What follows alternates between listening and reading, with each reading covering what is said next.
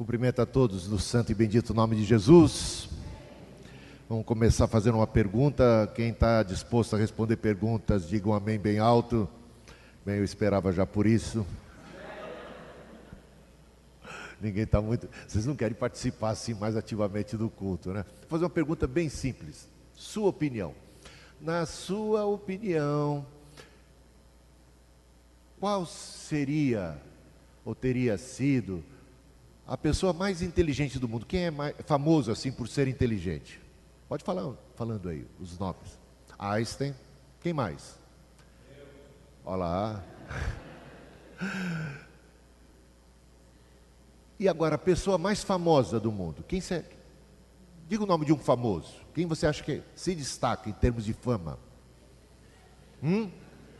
Mas é curioso que o nome de Jesus não apareça logo de cara quando a gente pergunta a pessoa mais inteligente do mundo, ou a pessoa mais talentosa do mundo, de toda a história da humanidade, e também a pessoa mais famosa. Tem alguém mais famoso que Jesus?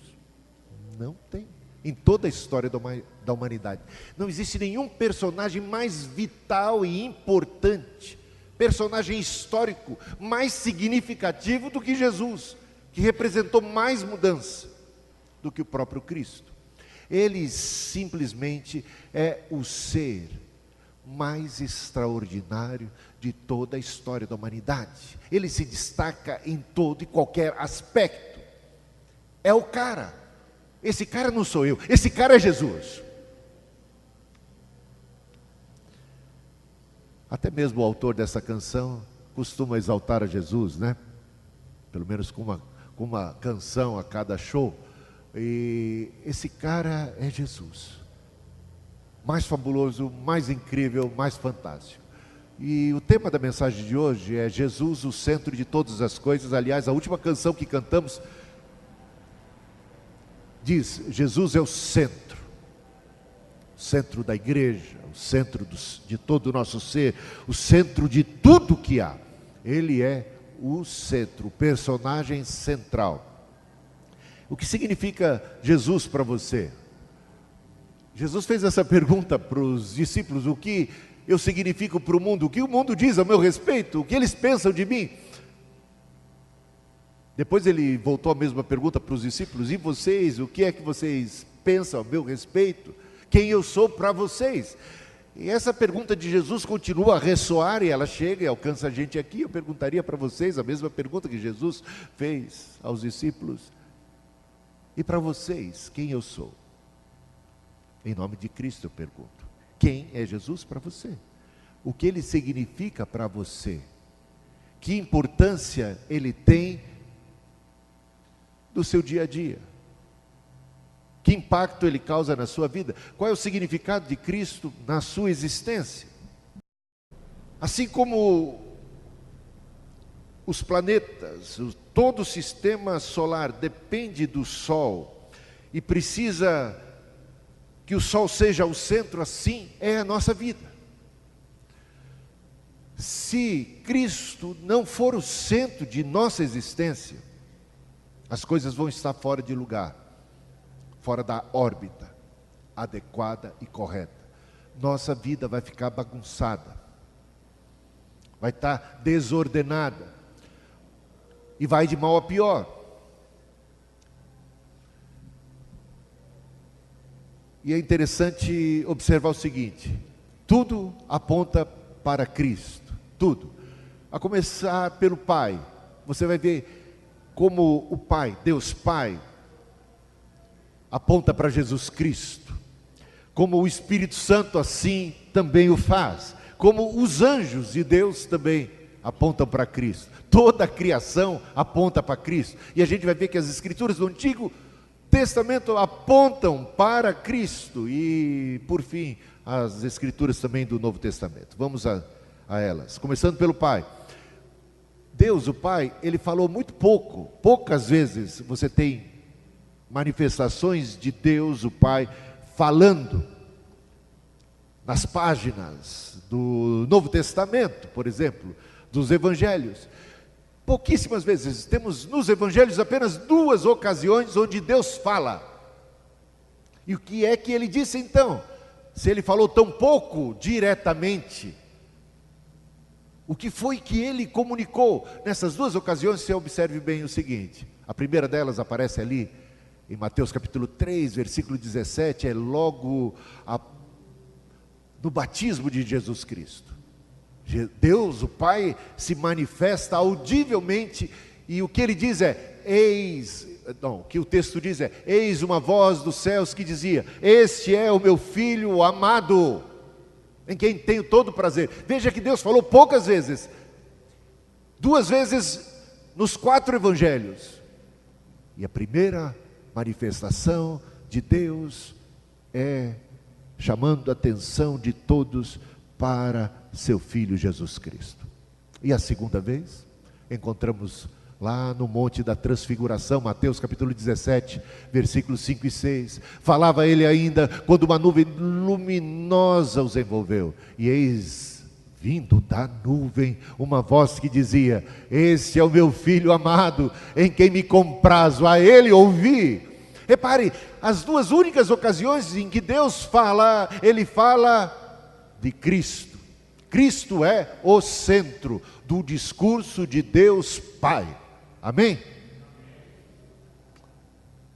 E quando a gente vê o Evangelho de João, diz assim, no princípio era o Verbo, Logos, a palavra de Deus. E este verbo, esse Logos, essa palavra de Deus, é Cristo em carne, é Deus que se fez carne. Não pensa que Deus não falou no Novo Testamento, ele falou 2 vezes audivelmente, mas Deus falou mais do que qualquer outra pessoa nas páginas, nos dias do Novo Testamento. Ele falou através da pessoa de Jesus Cristo, o Verbo, a palavra de Deus. Deus se fez carne, habitou entre nós e vimos a sua glória como a glória do unigênito do Pai. Deus se revelou em Jesus Cristo. Agora o Espírito Santo apontou para Cristo, do mesmo modo como o Pai apontou para Cristo. Veja o que diz lá João capítulo 15, versículo 26. Quando porém vier o Consolador, que eu vos enviarei da parte do Pai, o Espírito da verdade que dele procede, esse dará testemunho de mim, disse Jesus. O Espírito Santo tem como missão número 1, dar testemunho de quem? De si mesmo? Não. Do Pai? Também não. Mas dar testemunho do Filho. Veja também João capítulo 16, versículos 13 e 14. Quando vier, porém, o Espírito da verdade, ele vos guiará a toda a verdade. Jesus é o caminho, a verdade e a vida. E ele me glorificará, disse Jesus. Então o propósito do Espírito Santo é dar testemunho de Jesus. O propósito do Espírito Santo é glorificar a Cristo. E os anjos também apontaram para Cristo. Quando do nascimento de Jesus, o anúncio é feito pelo anjo Gabriel. Ele anuncia o nascimento de Jesus. E os anjos louvaram o nascimento de Jesus e cantaram alegremente por ocasião do nascimento do Cristo. E novamente diz Hebreus, o autor de Hebreus capítulo 1, versículo 6. E novamente ao introduzir o primogênito no mundo, ele diz, e todos os anjos de Deus o adorem. Meus irmãos, estamos falando do ser central, e esse ser central é Cristo, adorado por todos os anjos.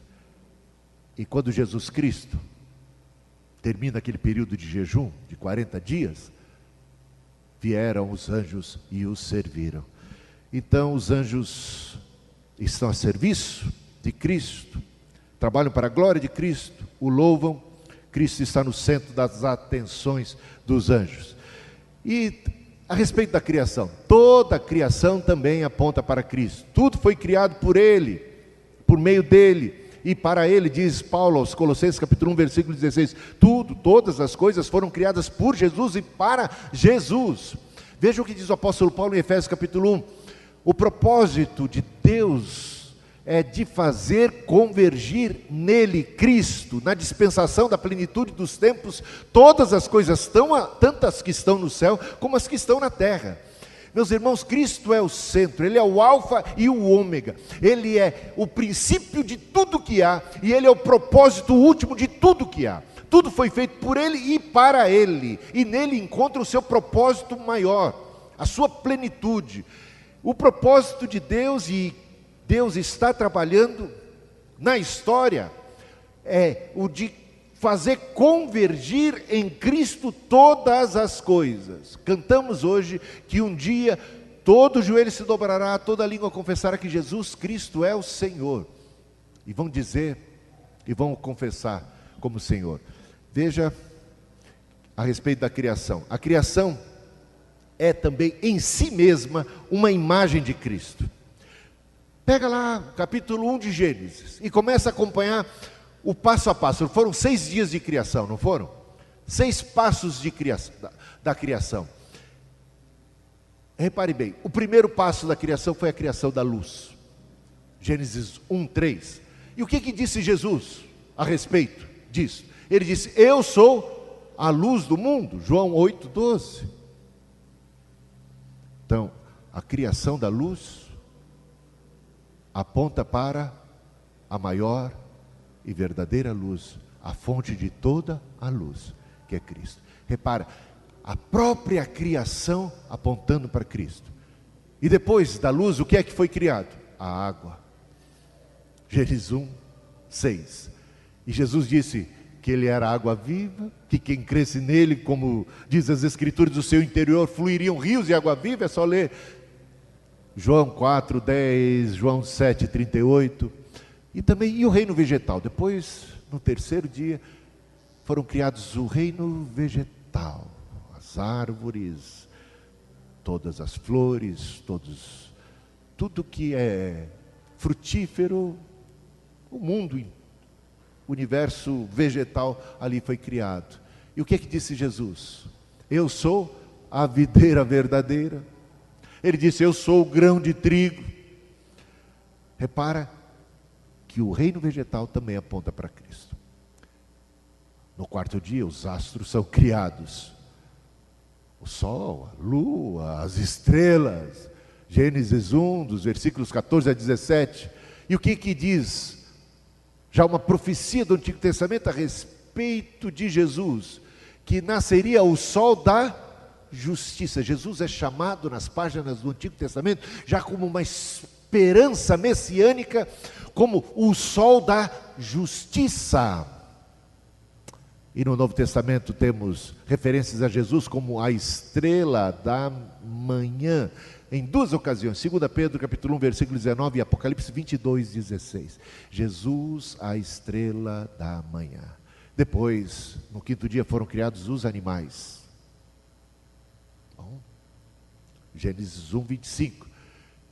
Jesus é chamado de o Cordeiro de Deus, que tira o pecado do mundo. João 1:29, do leão da tribo de Judá. Apocalipse 5, versículo 5, ele é chamado também de novilho e de águia, em Apocalipse capítulo 4, versículo 7. No sexto dia, sabemos, o homem foi criado. Homem, macho e fêmea, Adão e Eva. E Jesus é chamado, com todas as letras, pelo apóstolo Paulo, como o segundo Adão. Romanos capítulo 5, versículo 14. Como o filho do homem, o verbo que se fez carne, se tornou um de nós. Jesus é homem perfeito, o homem ideal, o protótipo de toda a humanidade. Então, a criação aponta não apenas o Deus Pai, não apenas o Espírito Santo, mas todos os anjos, e agora vemos toda a criação. Jesus está como que no DNA de tudo que existe. Você tem o dedo de Deus, o dedo de Cristo, porque você foi criado por Ele e para Ele. E é por isso que sem Ele a gente não funciona direito, porque fomos criados para Ele. Temos no nosso DNA, na nossa alma, no nosso espírito, o toque de Deus. A nossa alma anseia por Cristo. e às vezes procura desesperadamente preencher esse anseio que muitas vezes não sabe do que é, sabe que tem falta, sabe que não está bem, sabe que está em crise, sabe que está carente, sabe que não tem paz, e busca satisfação, alegria, realização, plenitude em diversas fontes, como a mulher samaritana, que já tinha tido 5 casamentos frustrados. Procura realização, procura felicidade, procura plenitude, mas não encontra. Nada que é finito, nada que é desta vida, pode satisfazer a alma humana, porque ela foi criada por Deus e para Deus, por Cristo e para Cristo, e é por aí. Todo o cosmos carrega a sua marca magnífica. Bem, o Antigo Testamento também aponta para Cristo. Mas como assim? O Antigo Testamento nunca fala o nome Jesus, mas dá uma olhada. O que Cristo falou a esse respeito? João 5,39, Jesus voltando-se para os seus discípulos disse: examinem as Escrituras, porque elas testificam de mim. A maior descoberta que alguém pode fazer é perceber que toda a Escritura Sagrada, desde o Gênesis até o Apocalipse, todas as Escrituras, todos os livros do Antigo Testamento apontam para Cristo, cada capítulo, cada página. Jesus falou: examinem as Escrituras, e as Escrituras que eles tinham naquela ocasião eram as Escrituras do Antigo Testamento. Elas testificam de mim. E veja só, Lucas 24, 27. E começando por Moisés, discorrendo por todos os profetas, expunha-lhes o que a seu respeito constava em todas as Escrituras. Escrituras essas do Antigo Testamento. Que apreço tinha nosso Senhor Jesus Cristo pelas Escrituras do Antigo Testamento, e como Ele ensinou os seus discípulos a terem o mesmo apreço e o mesmo olhar. E Jesus foi mostrando página após página das Escrituras do Antigo Testamento, e mostrando como elas apontavam para Ele, Cristo, como elas revelavam e diziam respeito a Jesus. Veja Lucas capítulo 24, versículos 44 e 45. A seguir Jesus lhes disse: são estas as palavras que eu vos falei, estando ainda convosco. Importava se cumprisse tudo que de mim está escrito na lei de Moisés, nos profetas e nos salmos. Então lhes abriu o entendimento para que compreendessem as Escrituras do Antigo Testamento. Escrituras estas que não tinham sido devidamente compreendidas até então. E qual foi a chave hermenêutica? Jesus Cristo. Jesus Cristo é a chave hermenêutica. Ele é como a pedra de Roseta. Sabe a pedra de Roseta? O Champollion foi o primeiro ser humano capaz de decifrar aqueles hieroglifos a partir da descoberta da pedra de Roseta. Ele ficou lá e ele ficou calculando, ficou observando, até que ele decifrou. A partir daí, toda aquela biblioteca, digamos assim, egípcia, todos aqueles escritos que eram incógnitas, puderam ser compreendidos. A pedra de Roseta, então, é um marco que propiciou à humanidade decifrar tudo o que estava naquela língua. E assim é nosso Senhor Jesus Cristo. Ele é como a pedra de Roseta. Quando você lê a Bíblia, lê as Escrituras a partir de Jesus Cristo, com essa lente que é Cristo, você tem desvendado o significado, você tem a devida compreensão das Escrituras Sagradas e da sua mensagem. E o Novo Testamento? Obviamente, o Novo Testamento aponta para Cristo. Jesus é o assunto principal dos 4 evangelhos, Jesus é o assunto principal das epístolas, ele é o assunto principal também do Apocalipse. No livro de Atos, Jesus se manifesta através do seu corpo. Eu não sei se você sabe, mas a igreja é o corpo de Cristo, não é? E os discípulos, os apóstolos de Jesus, eles simplesmente eram apóstolos de Jesus que tinham a incumbência de testificar e de pregar de Jesus Cristo. O que nós vemos nas páginas de Atos dos Apóstolos é a ação continuada. Cristo cumpriu sua missão e antes de subir aos céus ele disse aos seus discípulos: assim como o Pai me enviou, eu envio vocês também. E eles seguem continuando, dando continuidade à missão de nosso Senhor Jesus Cristo. A continuidade, Cristo se revela, Cristo é o cabeça do corpo, Ele enviou seu Espírito ao corpo, Deus habita no meio de nós, Cristo habita no meio de nós pelo seu Espírito Santo, e Ele age e atua através da sua igreja, através do seu corpo, que é chamada corpo de Cristo. Nas epístolas, veja só uma frase do apóstolo Paulo que resume o propósito dos apóstolos ao escreverem suas epístolas. Não era falarem de si mesmos, mas era apontarem para Cristo. Diz o apóstolo Paulo em 2 Coríntios capítulo 4, versículo 5. 2 Coríntios 4, 5. Não pregamos a nós mesmos, mas a Cristo Jesus, o Senhor. Não pregamos a nós mesmos. As epístolas não estão lá para falarem de qualquer outro assunto a não ser de Cristo Jesus. E o Apocalipse? Começa assim o Apocalipse: revelação de Jesus Cristo, que Deus lhe deu para mostrar aos seus servos as coisas que em breve devem acontecer. Apocalipse capítulo 1, versículo 1. Portanto, todo o livro de Apocalipse é revelação de quem? É revelação de Jesus Cristo. É Jesus Cristo o revelador. É Ele o autor do livro de Apocalipse. É Ele o personagem central. É Ele o adorado em Apocalipse. É Ele o Rei dos Reis. É Ele o Alfa e o Ômega, o princípio e o fim.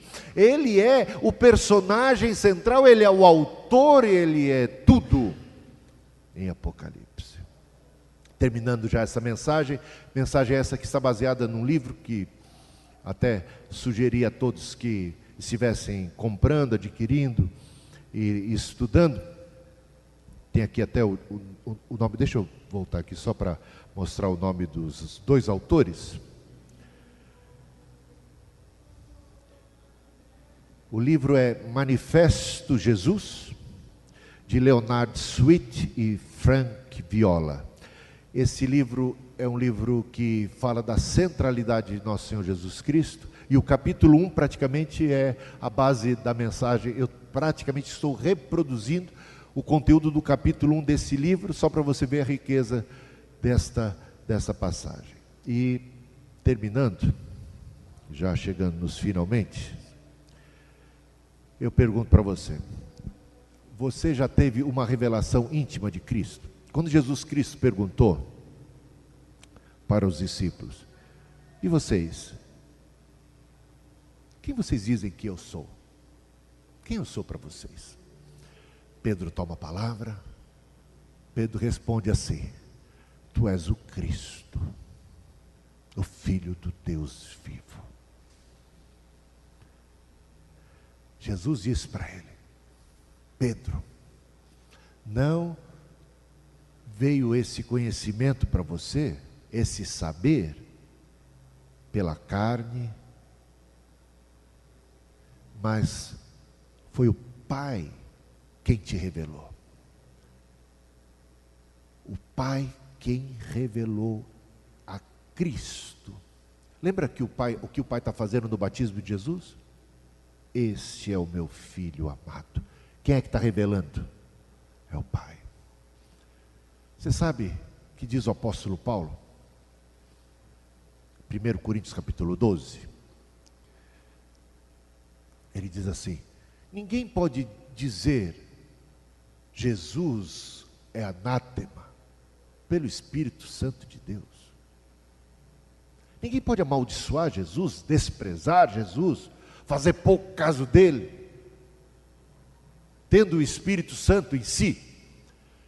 E aí ele vai mais além, ele diz, é exatamente pelo Espírito Santo que temos a revelação de que Jesus é o Senhor. Se você tem a revelação de que Jesus é Senhor, o centro, que Ele tem a primazia, que Ele é o alfa e o ômega, que Ele é o unigênito Filho de Deus, que Ele é o caminho, a verdade e a vida, que Ele é o Salvador, o Cordeiro de Deus que tira o pecado do mundo, que Ele é verdadeiramente o Senhor da história, o Senhor da criação, o Senhor da vida.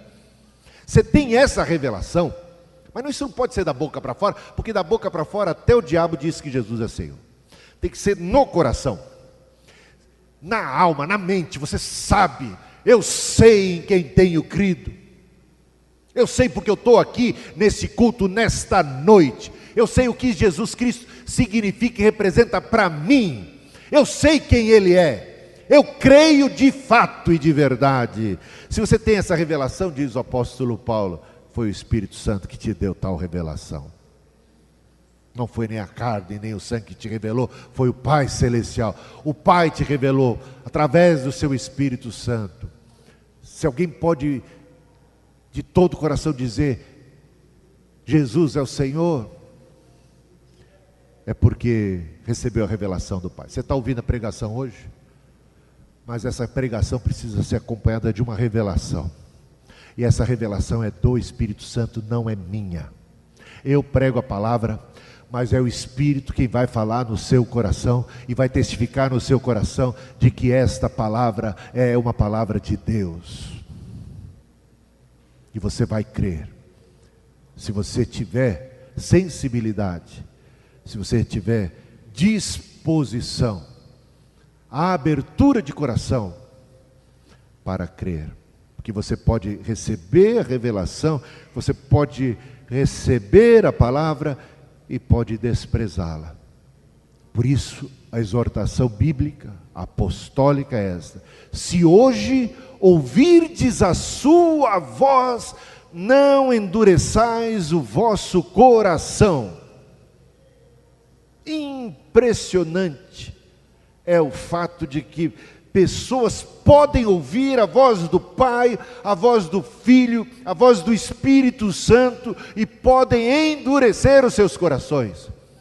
Se hoje ouvirdes a sua voz, não endureçais os seus corações. Se o Espírito fala, cuidado para não endurecer o seu coração. E eu quero perguntar para você, o que Jesus significa para você? Você já teve uma revelação íntima de Cristo? Ele já se revelou? Ele já impactou a sua vida? E se isso aconteceu, isso foi um rebuliço, não foi? Se isso aconteceu, você não foi mais a mesma, você não continua a mesma pessoa no dia seguinte. Se isso aconteceu de verdade, isso é um divisor de águas na história da sua vida. Você teve uma revelação do Cristo. Você não é mais a mesma pessoa. Você não lida mais do mesmo jeito que você lidava com as Escrituras. Você não lida mais do mesmo jeito com que você lidava com o culto. Você é uma outra pessoa. Você agora é a pessoa mais feliz do mundo, mais realizada, mais plena. E você agora tem naturalmente uma missão de compartilhar esse grande tesouro com aqueles que estão ao seu redor. Você não consegue se calar. Olha o que eu estou te dizendo.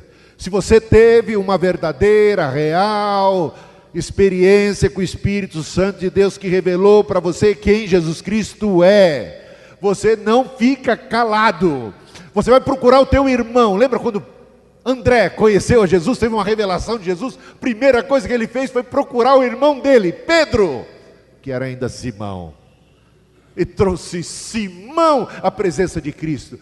Porque se isso é tão importante, tão maravilhoso para mim, eu entendo que ele é tão importante e maravilhoso para aqueles que eu amo, que estão ao meu redor, que são da minha família, que são da minha comunidade, que são do meu bairro, que são da minha escola.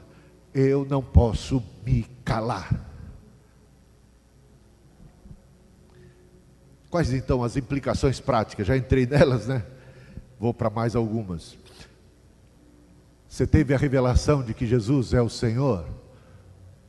Se o Pai te revelou, se você tem essa convicção, se você está seguro disso, Jesus vai ocupar o centro da tua vida, o centro da tua existência. Ele vai ser o seu herói, Ele vai ser a pessoa mais amada por você, mais admirada. Você não vai ter outro ídolo, Jesus vai ser o seu ídolo. Jesus estará em seus lábios e nas suas atitudes. Veja o seguinte, se Cristo, Jesus, a Bíblia fala assim, que a boca fala do que o coração está cheio, não é? É ou não é? Não é assim? A boca fala do que o coração está cheio. Do que você tem falado? Como é que é a sua conversa? O que é que mais sai da sua boca? Essa é a sua paixão. Se quiser fazer um diagnóstico do que é que você crê, o que é que motiva a sua vida, é só você fazer um registro diário do qual é o conteúdo da sua conversa, qual é o conteúdo dos seus diálogos. Eu não estou falando que Deus quer que a gente seja um fanático, só fala de Jesus, não fala de outra coisa, não é isso. Mas, convenhamos, a boca fala do que o coração está cheio. Eu não posso simplesmente passar um dia sem falar de Jesus. Eu posso, se eu o amo, se Ele é o centro do meu ser. Eu não posso me calar diante das pessoas que estão ao meu redor e que estão vivendo vidas vazias, como se o aqui e agora bastasse, como materialistas, existencialistas, hedonistas, achando que o negócio é curtir, é comer, beber e outras cositas, mas como se isso fosse a vida. Gente, o mundo passa e com ele as suas concupiscências, mas aquele que faz a vontade de Deus permanece para sempre. O que é a paixão da nossa alma? Para alguns é futebol, então fala o tempo todo de futebol, não é? Para outros é filme, fala o tempo todo de filme. Para outros é trabalho, fala o tempo todo de trabalho. Para outros é namoro, casamento, relacionamento, sexo, né? Ou música. Qual é a nossa paixão? Onde é que está o nosso coração? Onde está o nosso tesouro, ali também está o nosso coração. Jesus é o centro. Olha o que a gente cantou, Apóstolos dos Músicos, a gente vai cantar agora de novo essa música. Jesus é o centro. A gente canta algumas coisas e de repente a gente tem que refletir sobre elas melhor, né? Jesus vai estar em seus lábios e nas suas atitudes. Sua atitude vai ser diferente. Aquele que roubava não rouba mais, que matava não mata mais, que era fofoqueiro não é mais fofoqueiro, que praticava imoralidade não pratica mais. Nas atitudes é revelado, Jesus é o centro. A outra coisa, Jesus vai ficar e vai passar a ficar online nas nossas conversas. Que tal Jesus online nas nossas conversas, hein? Gostou da ideia? Dá para chamar Jesus para participar de todo o nosso bate-papo no WhatsApp? Podemos chamar Jesus para participar do nosso grupo? Nunca mais vamos mandar o WhatsApp sozinhos, privados. Sempre Jesus está com a gente. Aí vai acabar as mensagens indevidas. Concorda comigo? Se Jesus está presente no nosso diálogo, na nossa... Olha que legal. Quem quer convidar Jesus para... Eu quero, aleluia. Tem gente que está querendo tanto que não deixa nem terminar, não é não, Marcão? Eu também quero. O centro, o começo, o fim. Sabe, existem muitos métodos. Eu mesmo dei aula por muito tempo de evangelismo, métodos de crescimento da igreja. Não é que a gente tem que desprezar estratégia, plano, mas essas coisas devem ocupar um lugar secundário. Liderança é importante, Mas o mais importante é o líder, Cristo. Quero dizer para vocês que até mesmo em termos de crescimento, evangelização, a estratégia número 1 é Jesus. Sabe como? Jesus disse, em João capítulo 12, versículo 32, e eu, quando for levantado da terra, atrairei a mim mesmo todas as pessoas. Ele falava da cruz. E ele falou, quando eu for levantado, eu vou atrair todos a mim. É claro que ao ser levantado na cruz, ali está o Cristo revelando o seu amor sacrificial por cada um de nós. Se a gente quer evangelizar, o que é que a gente tem que fazer? É levantar Jesus. Amém? Podemos levantar Jesus com a nossa voz? Podemos levantar Jesus com o nosso testemunho? Podemos levantar Jesus com as nossas ações? Seja comer, seja beber, seja jogar futebol, seja namorar.